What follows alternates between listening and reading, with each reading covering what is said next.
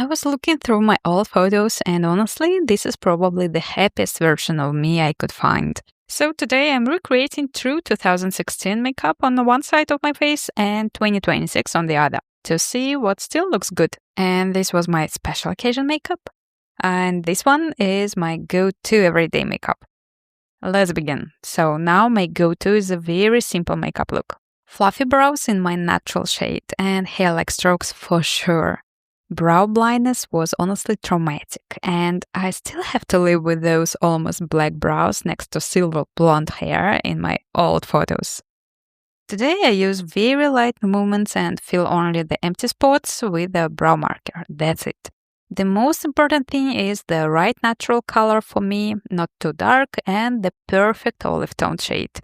Back in 2016, I used to do my brows with the gray eyeshadows using just a wet technique.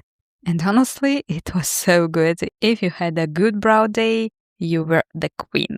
The bottom had to be perfectly straight line, the tail super dark, and the front softly blended into the gradient. Do you remember those days? Please tell me your hottest eyebrow story so I don't feel so bad about mine. Then one day I just woke up and realized those brows were way too harsh for my hooded lids. They made my eyes look even more hooded, and somehow they also enhanced my under eye bags every single morning before university. And actually, that's not even the end of it. I used to sharpen them as much as possible with a concealer. It had to be full coverage and definitely matte. Forget hydration and glow. We didn't even know those words back then. Next, foundation. I bought one from Fenty yesterday, so let's see how it goes. In 2026, there are so many complexion products with the skincare formulas, moisturizing ingredients, and a glowing finish. Most of them are water-based, so we need to shake them first to even out the formula.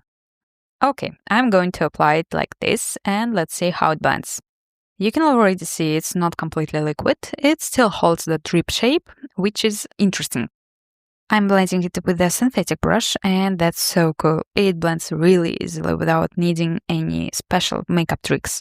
The coverage is light, but we will try to build it up and take a close-up look. I would definitely recommend it for combo or dry skin, but probably not for oily skin. As soon as it sets, the finish looks very natural, not flat matte, not overly glowy or sticky. Just like real skin, I really like it. It's less tricky than a lot of skin tints I've tried before. It evens out the skin tone beautifully, and I'd even say it blurs the pores a little. Anyway, it definitely looks better. Look at the close-up, and then from a distance. Very good. My first impression is honestly really strong. Next time I'll come back in another video and tell you how it wears throughout the whole day. Now, in 2016, I used to wear full coverage matte foundation with a sponge, and I wore it every single day. Even for the whole I'm not wearing makeup, I just naturally look perfect vibe. No freckles, no moles, no fake freckles especially. Are you kidding me? We have to be perfect. Applied everywhere. Even if I pumped way too much foundation onto my hand, still going in my face. I paid for it. I'm not threw it away. And by the way, I used to wear foundation that were way too orange back then. Although honestly, I still sometimes play around with the shades now, and I think it's because I'm naturally pale. But back then I was really into self-tan and sunbathing. Next, concealer. By the way, this is actually the same type of product I used back then. And I still use a matte concealer. I've just changed the way I blend it and how much I apply. Nowadays, I apply concealer only to the inner corners and then blend it into the blue and purple areas.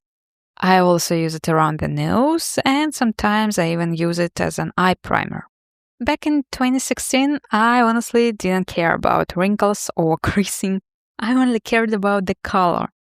It had to be white. Those Hollywood triangles were probably the only geometry I was capable of practicing after school. I was definitely playing with the optical illusion, but I didn't really know what I was doing or how I was actually supposed to blend it. And I definitely didn't care about properly cancelling out my dark blue under eyes. I just covered them with a concealer, with a white concealer, and somehow they turned into what is now a very trendy shade, sky blue. Now, let's move on to blush. 2026 is all about lightweight, glowing, almost invisible textures. One of the biggest trends this spring is water blushes, and I picked this one up yesterday during the Sephora savings event.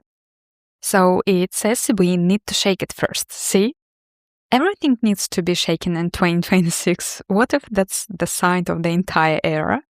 Okay, shake it well. I chose a blackberry shade, which feels so fresh, so good. It looks scary at first because it's very dark, I know, but trust the process. This is a watery formula. We are in 2026, nothing to worry about. I apply it, and once it sets, it turns matte rather than that glowy and sticky, just matte.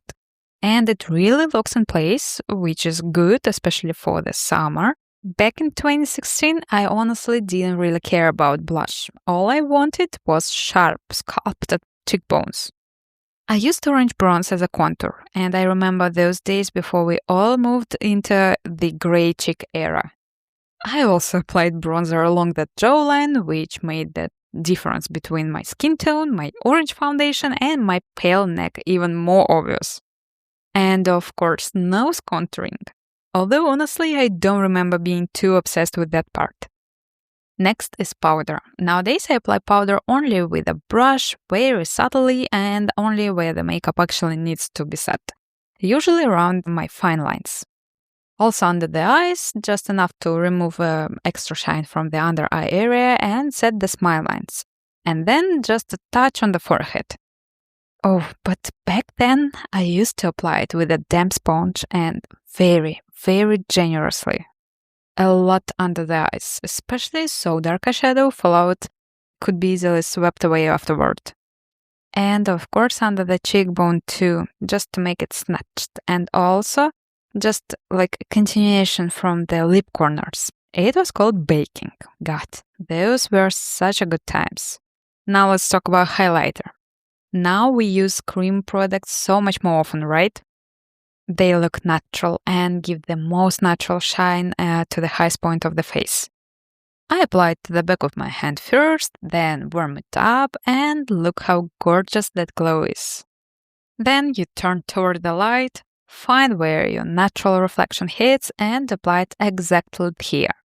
I blend it with my fingertips, and that's so natural.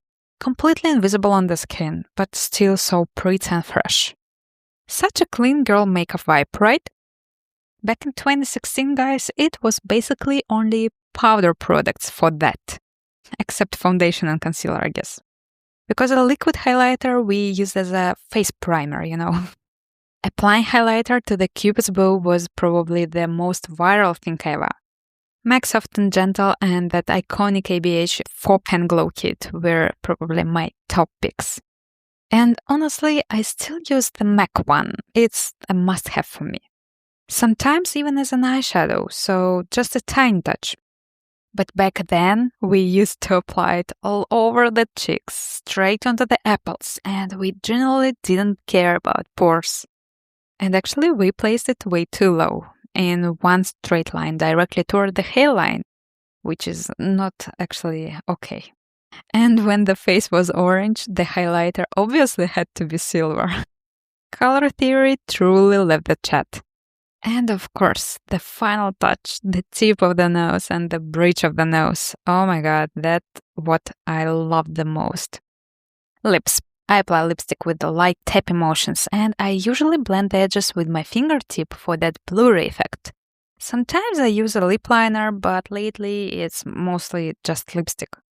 And I usually match the lipstick shade to the color of my blush, and it all has to feel natural, like one cohesive picture. Back then, I always start with my lip liner. Of course, the legend MAC. I would smile and go really high with the liner. Overlining the lips was my absolute must. I am honestly so scared of doctors and anything involving injections, so maybe that's why I never touched my lips. But back then, that whole look was such a huge trend. And now look how far out I took my lip contour. It looks so strange, but I really used to do it. My hand still remembers this movement, which is such a strange feeling. And of course, matte liquid lipsticks were everywhere. I personally didn't love them. They were way too dry for me, and I could literally peel my lips. And that's why I usually went for creamy lipstick or lip gloss instead. Oh, and I often did this too. I applied concealer over my lips to make them look lighter. I already felt back then that something was a little off with the color and my low contrast. But at this time, makeup had to be visible. If you wore lipstick, it had to look like lipsticks. Makeup felt like such an amazing tool to play with, and it had to be obvious what you have done. Eye makeup, this is fun. So my go-to eye makeup now is very simple. So I apply mid-tone brown to the outer corner of my eye with a fluffy synthetic brush. Then I place it on the hooded part of the eye and blend it outward toward the temple, a little high to leave the shape. Then I go along the lower lash line to make the eye look bigger. And then I apply matte white eyeshadow to the inner corner and onto the mobile lid as close to the lash line as possible to create more visible space here. I actually call it the strip of the light and hope, because my hooded lids naturally pull very low. Back in 2016, I started with a light matte shade. If you remember the naked palette in the velvet packaging, it's probably still somewhere in my mom's apartment. Then I took a mid-tone shade all over the crease and blended it with a big brush. After that, I slowly built the intensity toward the outer corner. Blending definitely wasn't my strongest skill back then, so I'm going to try to recreate it exactly how I remember. Then I went in with a darker gray shade. Color theory wasn't exactly my strength either. And I placed it on the outer corner almost like a dot. Almost no blending. And then I added the same color to the lower lash line. And then the very, very dark matte eyeshadow went right on top of the same area. With a clean brush, I tried to turn it into something smoother, but honestly, it was dirty and uneven. I just kept swiping side to side in chaotic motions. And when I realized I couldn't make it any better than that, I moved on to the next step. Cut crease. Girls, are you here? Who remembers when we were so young that our only real problem was making the eye makeup symmetrical? Even in 2016, I already knew the mobile lid had to stay light, and the fake crease was the only thing that could really help my hooded lids. And by the way, I only truly accepted my hooded lids around the age of 25, I guess. And of course, I did a lot of sparkle on top of the concealer. It could be some kind of gold highlighter or bronze shimmer eyeshadow or maybe something from Urban Decay, Space Cowboy, something like that. Honestly, I still love shiny eyeshadows, so these are the OG sparkles in my makeup kit. Black eyeliner. I've been applying black pencil to my upper waterline since high school. And it's very important to mention that I had very strict rules around makeup growing up and I wasn't really allowed to wear it. So by the time I got to university, it felt like freedom to finally play with everything I hadn't been allowed to do for so long. And that's probably how it eventually became my profession. In 2016, I did the same upper waterline plus big winged liner. And my favorite moment, I cleaned under the wing with a concealer and a sharp brush. Such a satisfaction. I also applied the black pencil to the lower waterline and then just added lots of mascara, but I never really loved the fake lashes. They always felt too long for my hooded prominent lids. Today I can totally skip mascara, or I'll just apply a tiny bit, wiggle it into the roots and lightly slide upward. Look how beautiful that is. And the last thing, highlighter under the brow bone. Oh yes, it was so popular, but completely unnecessary for my eye shape. It made the hooded part of my eye look even heavier. But the thing I did keep for today is highlight in the inner corners. Compare both sides. What do you think? Look at the close-ups. The eye makeup, the lips, the skin. and then from a distance. Which side would you choose? The modern one or the old vibe side? Let me know, because personally I'm feeling surprisingly emotional right now about the old me, or maybe the old times, I don't know. This video is so much fun because it really plays into that nostalgic feeling. It's still me, but it feels like a completely different person. Look at the eyes and brows separately from the lips. What do you think? Which side? And then look at the lips without the eye makeup. Which one is better? These are two completely different moods, styles, and personalities. And honestly, looking at these two sides feels so emotional. It's not even just about makeup anymore. It's about time, growth, mistakes, and everything we carry with us through different versions of ourselves. But no matter how much I miss the old vibes, I will always choose the present. Because now I know myself better. I know what truly suits me, and I know how I want to feel. And I think that confidence is the most beautiful glow any decade can give you. So tell me in the comments, which side are you choosing? 2016 or 2016? And maybe which version of you do you miss the most? Thank you so much for watching. See you soon. Bye.